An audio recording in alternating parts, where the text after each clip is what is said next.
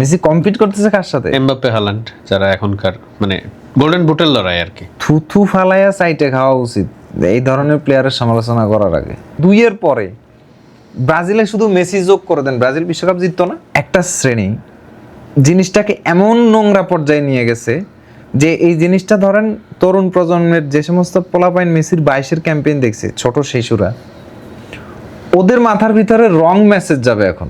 Argentina তো 2014 সালের final খেলছে, যে লাল কার্ড দেয় নাই, হিগুয়েনের পেনাল্টি দেয় নাই, অজস্র উদাহরণ আছে ওই ম্যাচের। ওই ম্যাচের রেফারিং ফেভার পাই নাই আর্জেন্টিনা, মানে জার্মানি অনেক স্কেপ পাইছে, অনেকগুলা স্কেপ পাইছে। তো তাইলে তো ফিফা সেদিনও রিগ ছিল। ফুটবলের আলোচনা করছি সেই বিশ্বকাপের শুরু থেকে, খুব ট্যাকটিক্যাল আলোচনাতে আমরা কমফোর্টেবল, কিন্তু এমন একটা আলোচনাই শুরু হয়েছে। সেইটাই কথা উচিত যে মিশর হারলো কোথায়, কোন জায়গায় আসলে সমস্যা, আর্জেন্টিনার কি করা উচিত, এগুলো নিয়ে আমরা কথা বলা উচিত। মিশর হারছে, তাদেরকে আগে দিয়ে উইং দিয়ে আর্জেন্টিনা স্ট্রেস করে নাই, পরে জাস্ট মেসি উইংয়ে সরে গেছে, ওই পাশে নিকো গঞ্জালেস সরে গেছে, কন্টিনিউয়াস ক্রস আসছে, পাগল হয়ে গেছে, শেপ ঠিক রাখতে পারে নাই, রোমেরোকে ফ্রি হেডারে ছাড়ে দিছে, এনজো 1-1 থেকে হেড দিছে, 3 নাম্বার গোল। প্রথমে এদিকে ডস দিয়ে পিছিয়ে এসে গোল দিছে। তো এগুলা আলোচনা উচিত তারা হারছে কই। জার্মান কারেন্ট স্কোয়াড এবং 14 স্কোয়াড ওই সময়ের আশপাশের প্লেয়াররা মেসিরে কেন ওরশিপ করে, মেসিরে এক প্রকার পূজা করে, কারণ ওরা ওই জিনিসটা মাঠে সাক্ষী হয়েছে, দেখছে যে একটা প্লেয়ার এরকম একটা মরা স্কোয়াড নিয়েও এই ধরনের ব্যাটেল দিতে পারে, সে এটা মেসি বলেই পসিবল। আর্জেন্টিনা তো 2014 সালের ফাইনাল খেলছে। আর্জেন্টাইন সমর্থকদেরকে ওই ম্যাচ নিয়ে আমি এইভাবে কান্না করতে দেখি নাই, যে লাল কার্ড দেয় নাই, হিগুয়েনের পেনাল্টি দেয় নাই, অজস্র উদাহরণ আছে ওই ম্যাচের। ওই ম্যাচের রেফারিং ফেভার পাই নাই আর্জেন্টিনা, মানে জার্মানি অনেক স্কেপ পাইছে, অনেকগুলা স্কেপ পাইছে। তো তাইলে তো ফিফা সেদিনও রিগ ছিল, বাট ওইটা নিয়ে আলোচনা তো হয় না ওইবার। কারণ আর্জেন্টিনার ফ্যানেরা এই ব্যাপারে ক্লাসিক খুবই, মানে মেসির অর্জনের একটা জিনিসকে মানে কলগুলা দিলে পায়ে যেত, লাল কার্ড একটা খাইলে তো মুদিন এমনি জিতে যায়। যে অ্যাটাক আর্জেন্টিনা করছে না 14 সালে, সমর্থকদের হার্ট ব্রেক হয়েছে, কিন্তু কমপ্লেইন ছাড়া দেখছি যে মানুষ স্যাড স্ট্যাটাস দিয়ে ইনশাআল্লাহ পরে পারবে এটা বলে মেনে গেছে। তার মানে ওরা ক্লাস শো করছে, মানে অ্যাকসেপ্ট করার, মানে বাঙালি আর্জেন্টাইন ফ্যানরা এখানে ক্লাস শো করছে। ব্রাজিলিয়ানরা কিন্তু মেসির ফ্যান, মার্সেলো হইতে শুরু করে প্লেয়াররাও মেসির ফ্যান। বাংলাদেশি যারা এরা মূলত হিংসুক, এটা তো রাইভাল চিন্তা করে আর কি ওইভাবে। এটা রাইভাল মুখের লাগালাগি গো আর কি।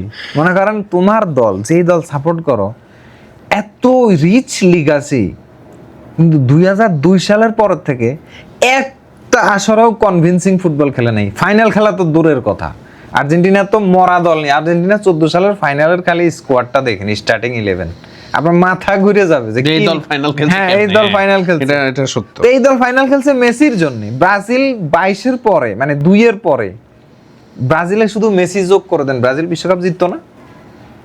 আমি তো মনে করি জিততো, অবশ্যই জিততো। এখন ওই পজিশন থেকেই ব্রাজিল কিছু করতে পারে নাই, মেসির যে জায়গাটা আসলে ওখানেই আসলে কেউ আসে নাই, বা ডেলিভার করার মতো কেউ ছিল না। এক রোনালদিনহো যাওয়ারই মনে হয় পর ওরা আর কোনো কিছু পায় না, করতে পারে নাই। অর্থাৎ একটা মেসি, জাস্ট এই মেসি 39 বছর বয়সে যে কম্পিট করে, এই কারেন্ট যে ব্রাজিল টিম ওয়ার্ল্ড কাপে আছে সেখানে নিয়ে মেসি বসাই দেন, খেলা চেঞ্জ পুরো আনসেলেত্তির আন্ডারে। বিশ্বাস করেন আপনি এটা? এজন্য তো আমরা নেইমারকে নিয়ে আমরা আফসোস করছি। আর্জেন্টিনার টিমে বড় নাম কে, বড় মানে ইয়াকে, আর্জেন্টিনা টিমে কি ভিনিসিয়াসের মতো একটা উইঙ্গার আছে? না, উইং মার্টিনেলির মতো একটা আছে, মার্টিনেলি উইং নাই বলেই তো বিপদে পড়তে হচ্ছে। বাদ দেন না, মিডফিল্ডে আপনি ইয়া করলে প্রায় সমান কাছাকাছি। ব্রুনো গুইমারেস নিউক্যাসলের মেইন ম্যান, পাগুয়েতা হচ্ছে ইয়ার মনে হয় এভারটন না কোন টিম না জানি, ওয়েস্ট হাম, এরকম মানে যে যার ক্লাবের লিডিং মিডফিল্ডার। তো আর্জেন্টিনায় ম্যাকালিস্টার, এনজো এরা এখনই না আসছে। হ্যাঁ, আগে আর্জেন্টিনার মিডফিল্ড কেছে, কোন মিডফিল্ড নিয়ে মেসি 2014 ফাইনাল খেলছে এবং অলমোস্ট জিততে নিছিল, জার্মানিকে ডমিনেট করে। জার্মান কারেন্ট স্কোয়াড এবং 14 স্কোয়াড ওই সময়ের আশপাশের প্লেয়াররা মেসিরে কেন ওরশিপ করে, মেসিরে এক প্রকার পূজা করে, কারণ ওরা ওই জিনিসটা মাঠে সাক্ষী হয়েছে, দেখছে যে একটা প্লেয়ার এরকম একটা মরা স্কোয়াড নিয়েও এই ধরনের ব্যাটেল দিতে পারে, সে এটা মেসি বলেই পসিবল। মানে এই টাইপের প্লেয়ার এরকম করতে পারে, এই জন্য মেসি ওরা প্রচন্ড সম্মান করে। ওই সময় তো মেসির পিক ছিল, মানে ওই মেসি যদি এই টিম পাইতো মানে কি করতো এটা। হ্যাঁ, সেটাই আর কি। আর এটা বাদ দেন, ওই যে 6 সেমিফাইনালে মেসি নামলে গেম চেঞ্জ হয়ে যেত, তার আগেও মেক্সিকো ম্যাচে মেসিকে নামানোর পরে গেম চেঞ্জ হয়ে গেছে। হ্যাঁ, যে জার্মানির সাথে, হ্যাঁ জার্মানির সাথে মেসি নামে যখন সমতায় আসছে মেসি নামার পরে গেম চেঞ্জ হয়ে যেত, কিন্তু মেসিকে সাব করানো হয় নাই, ওই সময় প্যাকারম্যান ছিল মনে হয়। 6 তো আমি ফ্রান্সের ফ্যান হইলাম জিদানকে দেখে, কিন্তু আমি তখন আর্জেন্টিনা খেলাও দেখছি, মানে মেসি খেলছে, ওই যে লম্বা চুলের মেসি, মানে তার খেলা দেখে খুব পছন্দ হয়েছে। ছিল সবাই। হ্যাঁ, তো ওইখান থেকে আসলে ফ্রান্সের ফ্যান হওয়া, কিন্তু আস্তে আস্তে ওই যে মেসিরে দেখছি নামটা মনে কমন ছিল, আর বার্সেলোনা দেখতে দেখতে ইয়ে পড়ে গেছে। কিন্তু কথা হচ্ছে আপনি একটা জিনিস চিন্তা করেন, সেটা হচ্ছে মানে এটার আলাদাই একটা এপিসোড হয়ে যাবে মনে হয় যে রিগিং নিয়ে। হ্যাঁ যাই হোক, সেটা হচ্ছে এরকম যে আমার ভালো লাগতেছে না, আমার দল ডেলিভার করতে পারতেছে না, কিন্তু আমি আঙ্গুল তুলতেছি তার দিকে যার উপরে কেউ ডেলিভারি করতে পারছে না। আমার দল সমস্যা, কিন্তু দুর্নীতির অভিযোগ তুলতেছেন মেসির বিরুদ্ধে, মেসি করাইতেছে সবকিছু, মেসি গোলও সব দুর্নীতি করে করছে 8টা এখন পর্যন্ত টপ স্কোরার।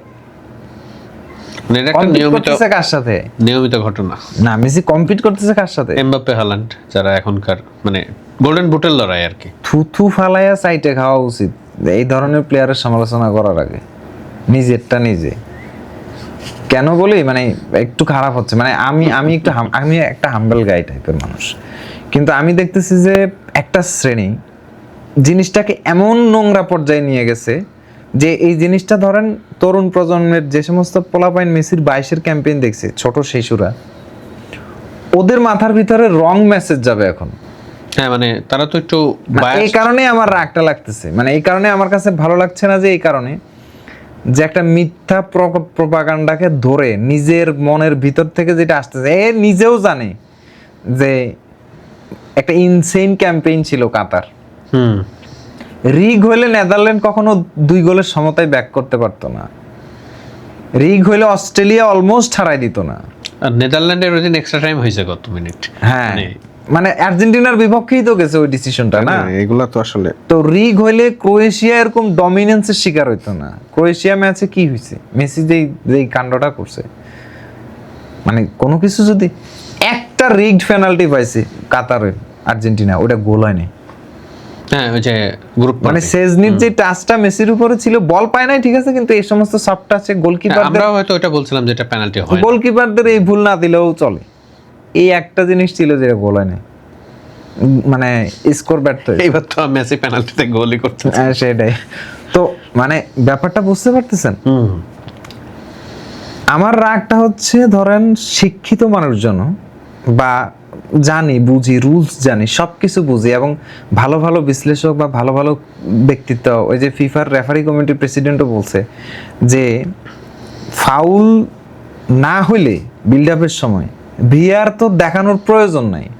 এখন ভিআর বা রেফারি দুইজনই কনসিডার করছে this is not a foul, আর রেফারিকে তো ভেয়ার কল করে। হ্যাঁ, রেফারি তো ভেয়ার কল করে না, মানে এটাও তো একটা, এটারও একটা ব্যাপার আছে।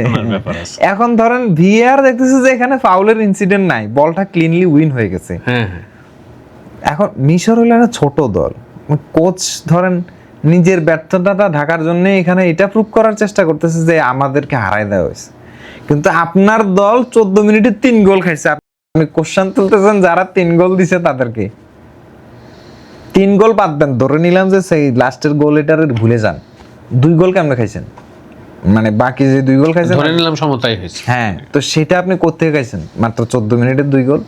এক্সট্রা টাইমে গেলে আর কয়টা খাইতে পারতেন?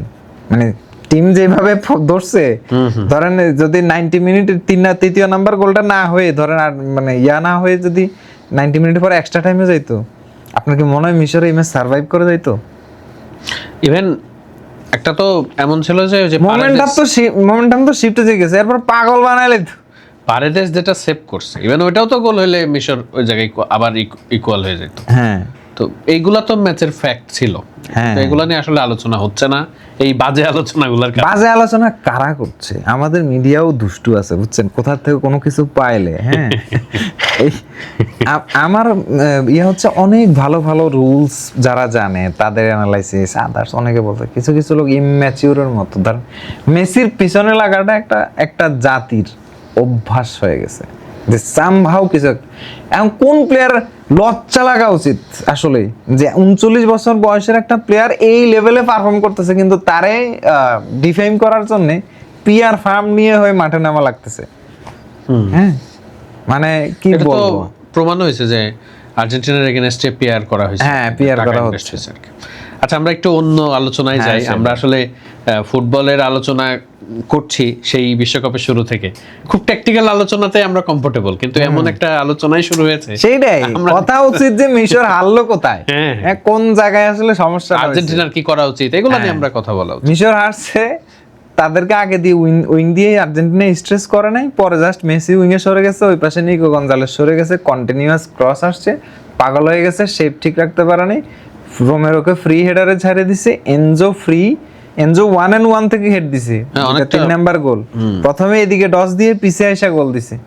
তো এগুলা আলোচনা উচিত যে তারা হারছে কই, এই খেলা দিয়া বা আর্জেন্টিনার সাথে লাস্ট এই সময় ডিসপ্লে দিয়া সামনে যায় কি করতো সুইজারল্যান্ডের সাথে। সো যারা হচ্ছে উইন করার ক্যাপাবিলিটি রাখে তারাই তো টুর্নামেন্টে অ্যাডভান্স হয়। এই জায়গায় আসলে ধরেন ব্রাজিলের ওই ক্যাপাবিলিটি থাকলে হল্যান্ড ফার্স্ট গোল দেওয়ার পরেও অনেক সময় ছিল, প্রথম গোল দেওয়ার পরেও তো অনেক সময় ছিল, এরপর সময় ছিল। এক্সট্রা টাইমও মনে হয় 8-10 মিনিটের এক্সট্রা টাইম ছিল, তারা তো কামব্যাক করতে পারে নাই। এবং এই ওয়ার্ল্ড কাপে জার্মানিরও একটা গোল বাতিল হয়েছে ফাউলের জন্য প্যারাগুয়ের সাথে, প্যারাগুয়ে সামনে যায় ফ্রান্সের লগে তো হারলই। তো এখন জার্মান ফ্যানরা কেন বলে না যে বিশ্বকাপটা এখানে রিগিং হয়ে গেছে, আমাদের একটা গোল বাতিল হয়ে গেছে। জার্মানির মতো দল যদি ইনজাস্টিসের শিকার হয় তাহলে থেকে তারা এখন ইনভেস্টিগেশন বা মামলা করতো না, তারা তো ফায়ার পাওয়ার।